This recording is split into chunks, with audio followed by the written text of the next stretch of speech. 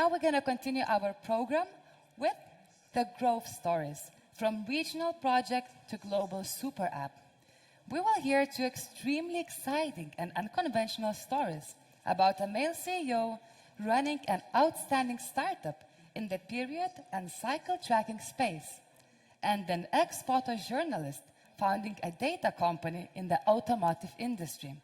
Dmitry and Rokas will share how did we start in the region and how did they grow and reached an exponential growth, what kind of challenges and learnings they gained so far. So please welcome to the stage Dmitry Gurski, CEO at Flaw Health.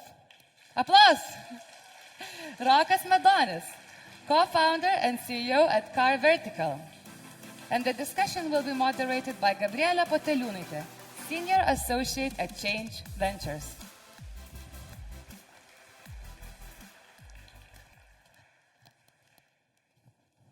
Great. So, is the mic on? Great. Okay. Is the mic working? No, it's not. Mic's not on. It's not on, right? Mics are not on, yeah? Well, sorry guys, mics are not on. Yeah, I don't think so. Mine is not on. Mine as well. And mic? Yours as well, man. Is it? Why is it? Oh, okay. Got it. Test. Is it okay? No? Oh, can you guys hear well? Yeah, is it good? Okay, nice. Technical difficulties for a bit? Yes, fantastic. Thank you so much. Great. So, besides some technical difficulties, I guess we can start. So, first of all, good morning to the speakers. Thank you so much for joining this discussion. And I'm sure this will be great. I'm actually super excited. And I guess we can start off with some introductions. So, I believe that both of you actually have really exciting and unconventional stories to tell, and actually how you got to the place where you are at the moment. So, I mean, Dmitry, take you. You're a CEO of one of the most successful menstrual cycle tracking applications. And I mean, and correct me if I'm wrong, but I read that 1 in 10 women actually around the world, aged 15 to 49, actually use Flow to track their menstrual cycles, which is really impressive. And then Rokas, for instance, you were an ex-photojournalist, and now you created this awesome data company in the automotive industry. So yeah, just take it from here. Rokas, you can start. I think just give a few minutes, a little summary of your life and how you get to the point where you are. So yeah, in the previous life of mine, I was a photojournalist, and it was still the previous credit crunch. So in 2009, I understood that money is in tech, and understood that I need to get more knowledge in that. So I took the field which wasn't covered in tech. I took tech marketing, and Thank it was you. You hear me? 12 years in Correct. tech. So Please share us your business model. business model. Okay, I will do that. So yeah, and I ended as an entrepreneur. Super great. Dmitry? Yeah, I would want to start from a redefinition of the product, because you described that in a very narrow way, and period tracker is just like center. It's a core product of Flow, and Flow is like a super app for female health. It's much bigger product than just period tracker. How do you incentivize the creators? What is that? That's okay.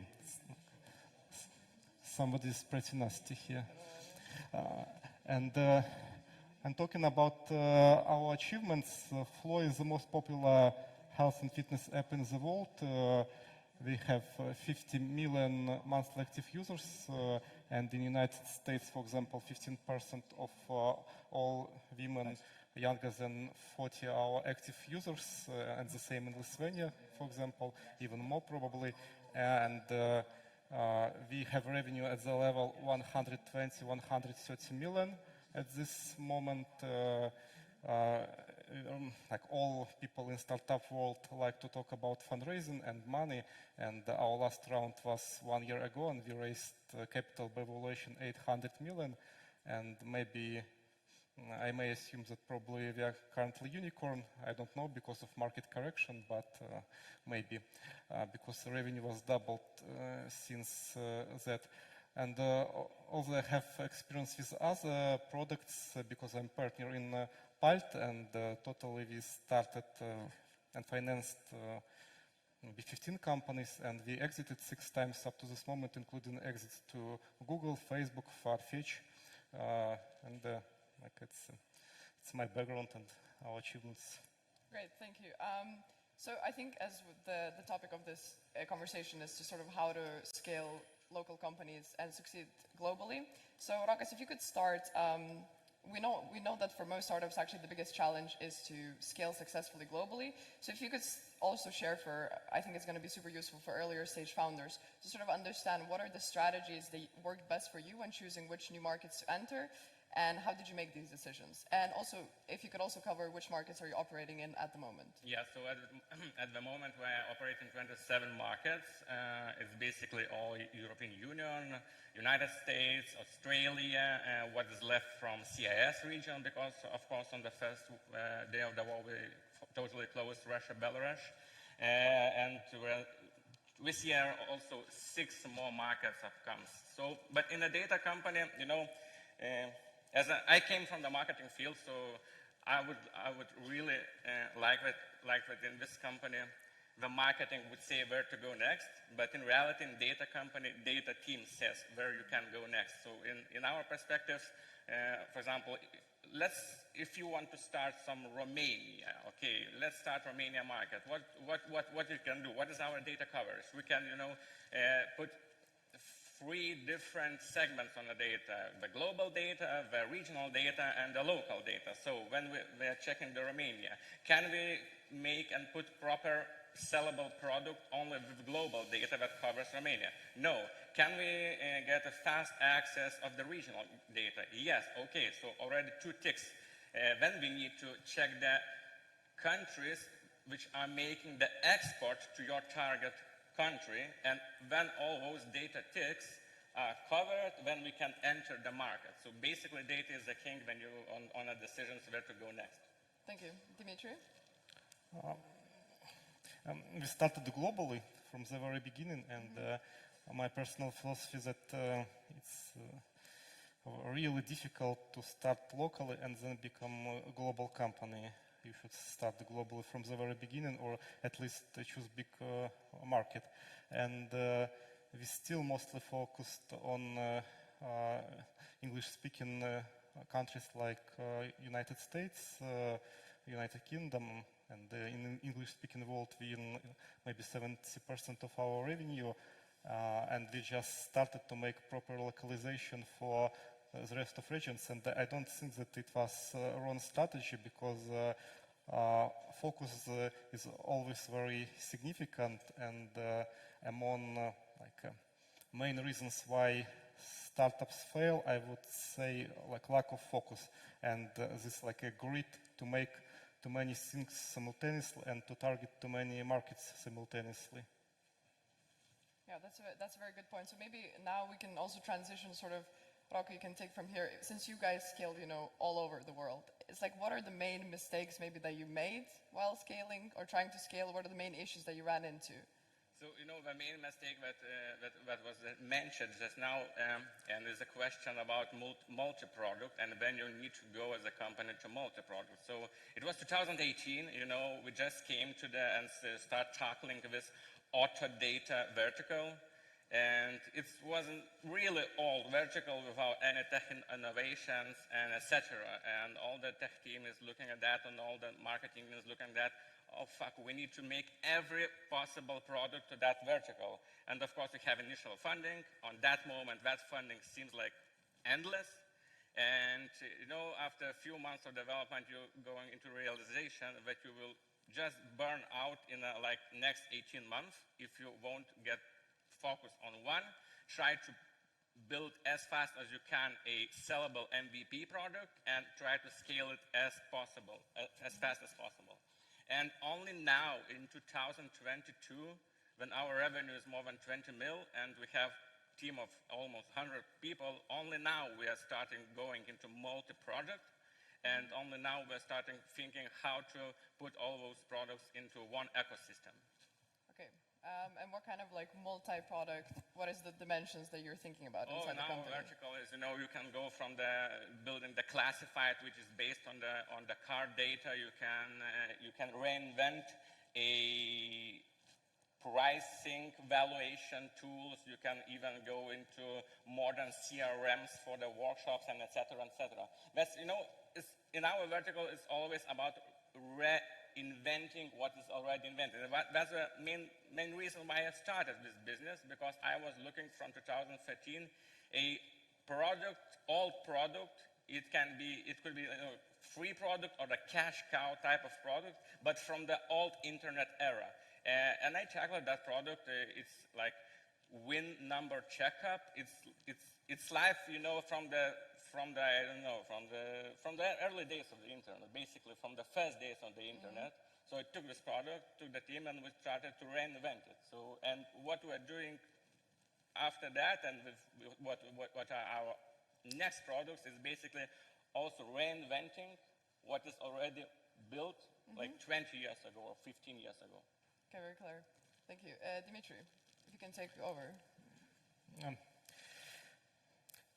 It's really difficult to speak about mistakes because it's impossible to have A/B tests and just see outcome, like what would be in case of different scenario. But what I would do differently, I think I would start monetization earlier than we started it. It's always a problem to find a proper moment in case of freemium product when to establish premium features in such product, because you need to establish product market fit and understand what features should become paid. And we started Flow in 2015 and then launched monetization in 2018, and I think we should have done that before. Why? Because by that we would have been able to unlock flywheel of growth, because when we started monetization, we got resources because of revenue and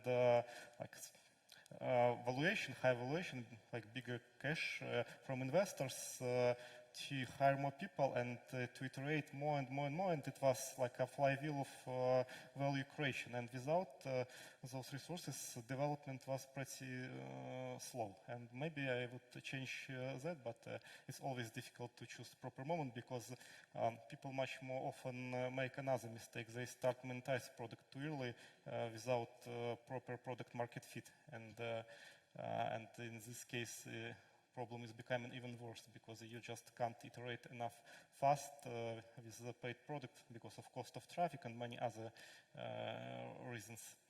And also, I think we with regions we had a very classical mistake. Like once I read book High Growth Handbook of Elliot Gill, probably the best book for CEOs of middle-sized companies I know.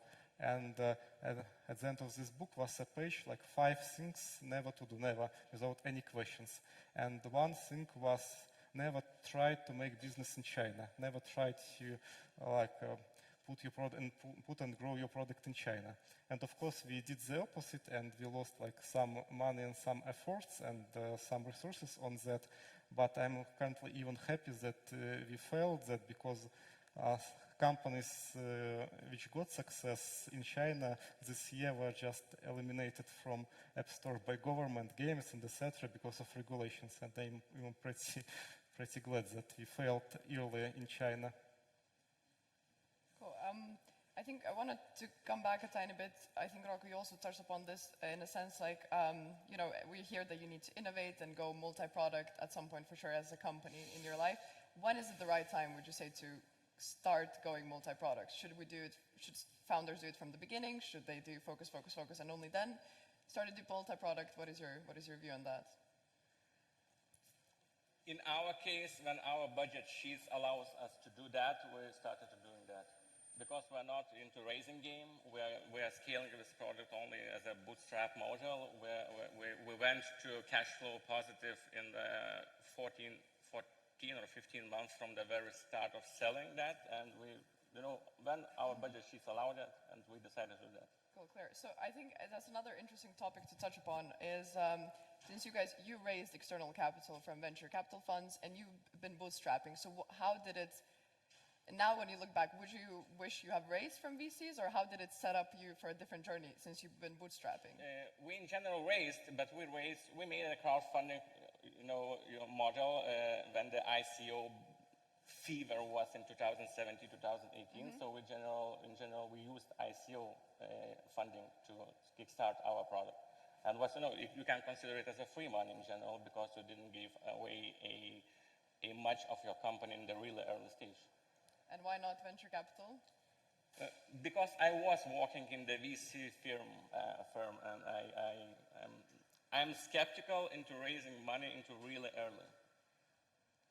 Cool. And Dmitry, what is your view? Why did you decide then to raise from VCs early on?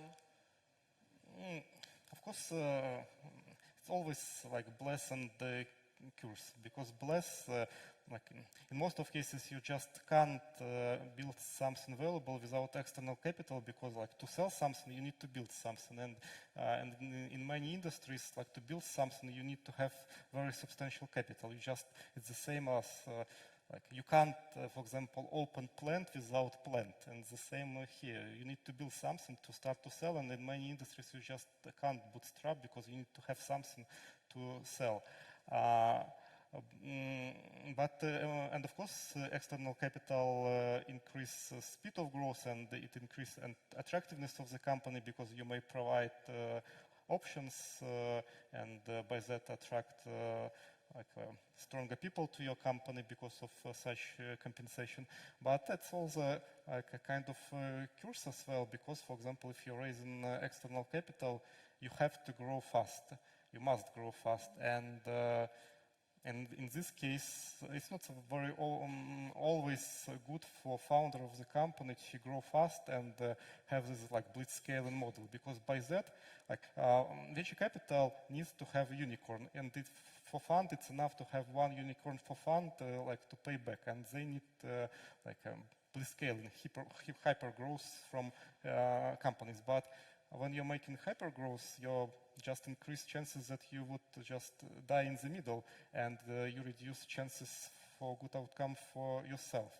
And because of that, this model of venture capital is very biased towards investor rather than founder, and also additionally different pleasant things for example, liquidation preferences of different types and pressure, and it's a curse of this model, but it's it's necessary to find balance between bless and curse. But what I'm against is to raise excessive capital, because when you have too much money, you just start to make too many things simultaneously, and almost nobody can manage to do effectively many things simultaneously, and you just ineffectively burn all this money and end in a situation when you need to raise again, and your company is diluted, you need to have capital to survive, and it's a very bad position to be. That's a really good point, because basically everyone is stepping on that, on that problem and on that issue. Completely, and I think there's going to be also a bigger shift now, as you also, Dmitry, very well mentioned, in the sense for a VC model to work, they have to have high growth companies, and profitability is not really a goal. You need to grow, and I feel like now with markets crashing, we kind of see that a lot of funds are also shifting. Companies need to actually be profitable, and you're starting to pay more attention to how much cash are you actually burning, and for what price are you actually growing? Because I think a lot of companies are used to saying if you raise excessive amount of capital very early on, you usually probably don't even have a lot of core questions answered, such as product market fit, what am I actually selling, do I have customers, and then you just grow, and that just doesn't really end up that well. Do you see what is, in a sense, now being in the Lithuanian ecosystem for a while, what would you say are the main maybe issues that the ecosystem is still facing, and what could be really improved with regards to founding companies or fundraising? I cannot, tell from the fundraising perspective, but it's from what I see, it's easy to raise money. It was easy to raise money, 6 months ago. Now it's quite harder. But for me, it's perfect ecosystem, because when we started this business already, I was in tech already 9 years, and we managed to put the initial team in 2 weeks. and it was 10 persons in 2 weeks. It's insane because in London you cannot do that so fast. So Yeah. I really like about this industry because it's based only on reputation, and it's, when reputation works, everything else works as well. Yeah, that's a very good point. So we have actually one question, Dmitry, for you from the audience. So the question goes, Dmitry, 2 men and an app for women. How did that happen? I think this question has very wrong assumption that to build a product, you need to build product for yourself, and it's wrong because, and it's even pretty harmful to build product for yourself because you would build like a product for people like you. It means it would be very niche product. To build a good product, when you are coming to your office or to your computer, you just need to forget everything what you know about your own experience and listen your customers, analyze your data and make objective decisions. And is the way how to build proper products and companies. Personal experience is not significant, and I would say in most of cases even harmful. And I saw many cases when people were so arrogant and they believed that I know everything about this topic because it's my hobby or it's my profession, and they felt because they were not listening to market users, and it's better to be humble and just listen users, analyze data, analyze market, and be very objective. And because of that, gender, your doesn't matter, by my opinion, and it's the same. You may start a company in any industry if you're enough curious and if you're ready to learn and if you're enough humble to listen. Yeah, that's quite an interesting point, because I was also just reading that some of the most successful angels are also saying that they're shying away intensely from people that come from the industry and found companies, because as you said, you're sometimes maybe a bit too biased and you can't see really from external view what is really wrong with the industry and how can change it better. What is your view on that, Rokas? That would be interesting to hear. Since, do you think you should be an insider in the industry to create the best companies, or do you think the opposite? In our perspective, yes, because we in general, we have 4 co-founders, and when 3 of us started this business, 2 knew how to scale a B2C product, and 1 was CTO. And when we started building this product, we understood that in this data business, we in general need to have a good data lobbyist and who really understands how to get data. Because, on the very top is data that can get basically everyone in this audience. But the biggest part of the data lays, somewhere where that someone doesn't even know that he owns that data and that data could be sellable. So yeah, in our perspective, we needed to tackle the last co-founder from our competitors.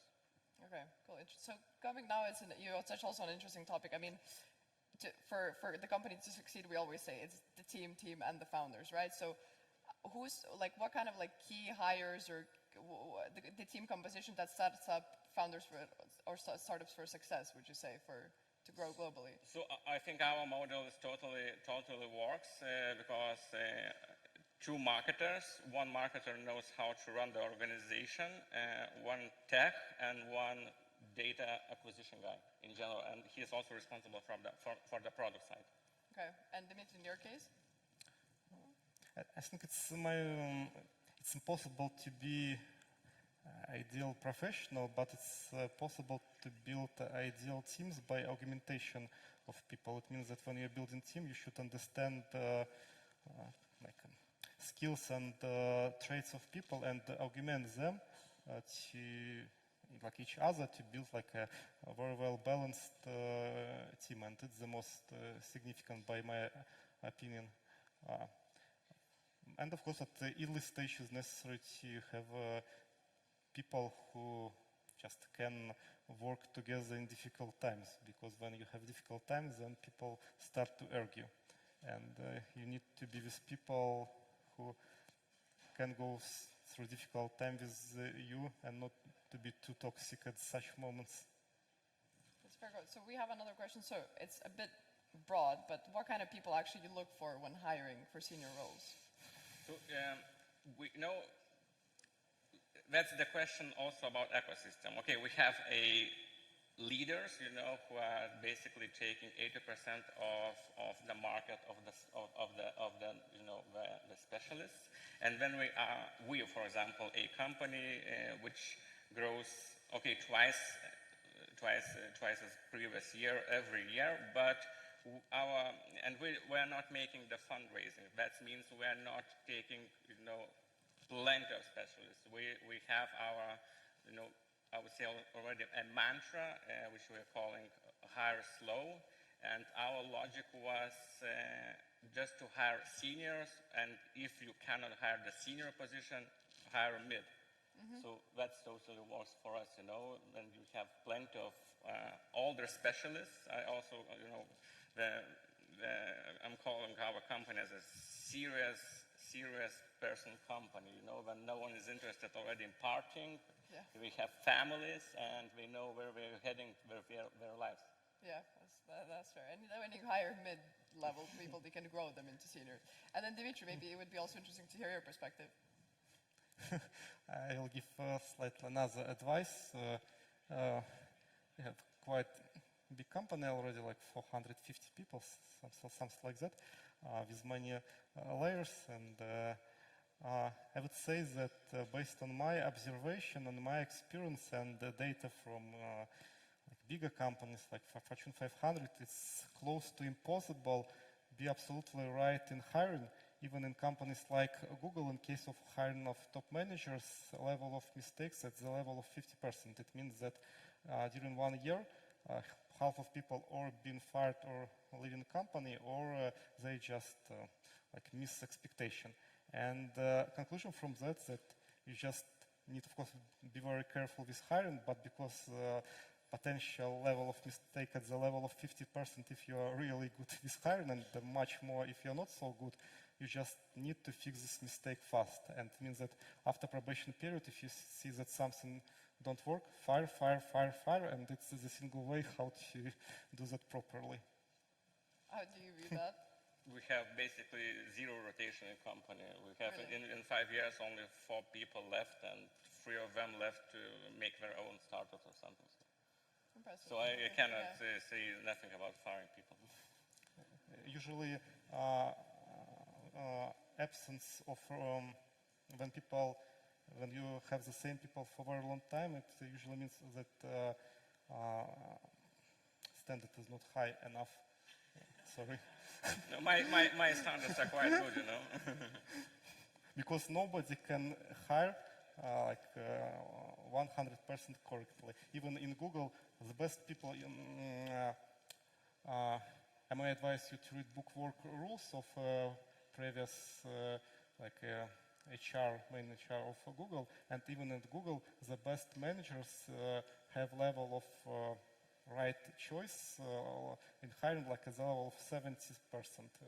It means, and they objectively measure that. And I would say that like a normal manager, if it's like 50%, it's good. Or maybe you have some mistrust issues. Huh? Maybe you have some mistrust issues.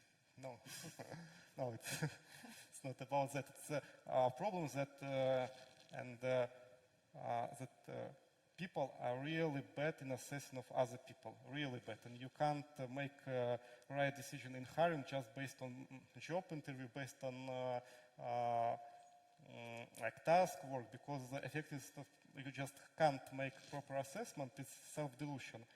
And then, like, some people may be effective in one organization and they will not be effective in another organization, and because of that, it's just impossible. It's impossible.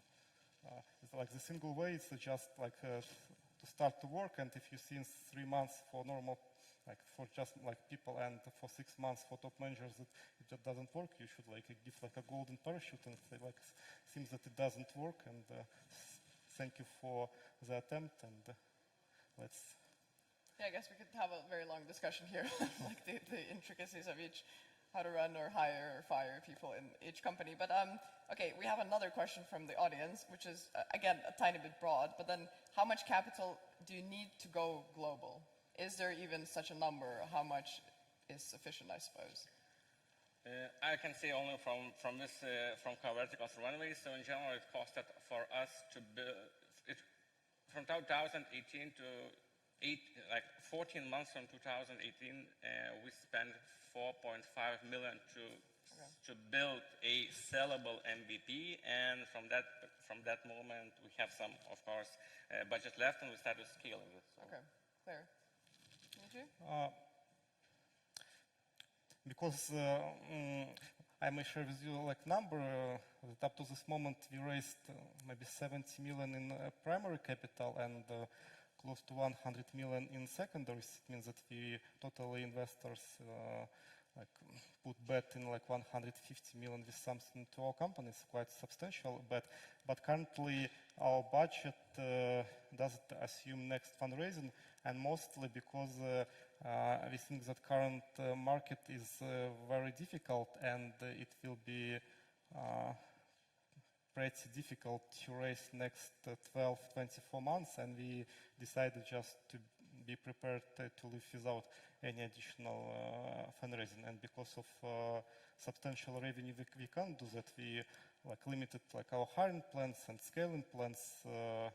We used more conservative metrics of paid user acquisition, but we are not planning to raise. And it's my advice for startups: next 12-24 months will be really difficult, especially if you're at later stages, and you should be prepared for that. Yeah, let's embrace ourselves. So thank you both so much for joining for this discussion, and we have to end, and thank you so much for all listening.